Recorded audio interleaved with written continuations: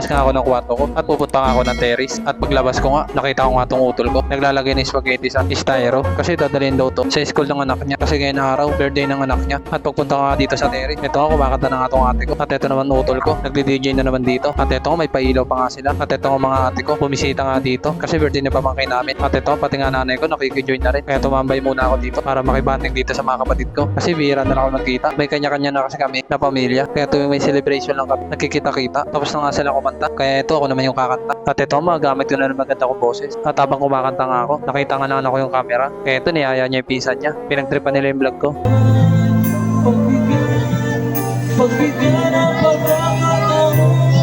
At kanya pinarinig ko na sa inyo yung maganda kong boses. Proud pa nga rin ako sa boses ko kahit nasintanado. Natapos na nga ako kumanta. Kaya binigay ko na sa ate ko.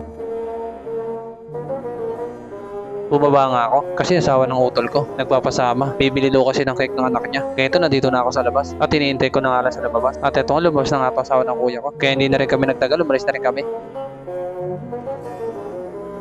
Nandito na nga kami sa MC. Bumili na nga yung asawa ng kuya ko at nandito nga ako sa labas. Hinihintay ko na lang sa labas kasi hindi naman ito pwede ipasok sa loob ng mall. At mga ilang minuto nga. At ito nga lumabas na yung asawa ng utol ko at dala na nga niya yung cake. Kaya umuwi na rin agad kami. Hindi ko na nga siya sinama sa video kasi may yain daw siya.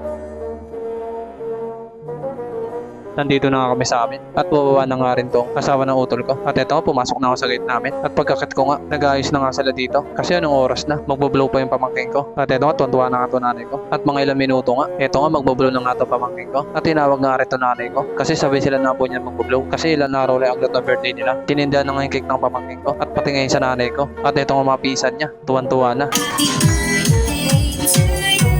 Hinihipan na nga ng pamangkin ko yung cake niya at sumunod naman nga yung nanay ko. Okay na nga at masaya nga ang lahat kasi 5 taon na yung pamangkin ko at kinuha na nga nag-iisang regalo. Ito nga kinuha na nga ng pamangkin ko at tuwan-tuwa na nga itong pamangkin ko at ito nga mga pinsan niya gusto nga rin mag-blow ng cake.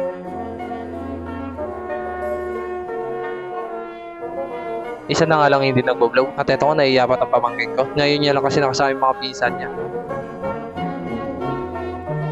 Dahil tapos na i-blow tong cake, sinimulan na hati-hatiin. At ito binigyan ko na itong anak ko. At ito nga kapatid ko, nagpasuyo nga sa akin. At nagulat nga siya sa binigay ko. Kasi maliit daw. Kaya ito binalik uli. At dinagdagan ko nga. Binigay ko na nga sa kanya. At ito nga tontuwa na nga siya. Pero hindi niya alam akin yung kalahati. Kumuha na rin nga ako ng spaghetti. Kasi baka mabubusan pa ako. Ito pa naman yung inaabang tuwing may birthday dito sa amin. Kasi minsan lang mangyari to. Natapos na nga kumain. Kaya babalik na ako sa kwarto ko. At ito nga mapupo na ako dito sa gaming chair ko.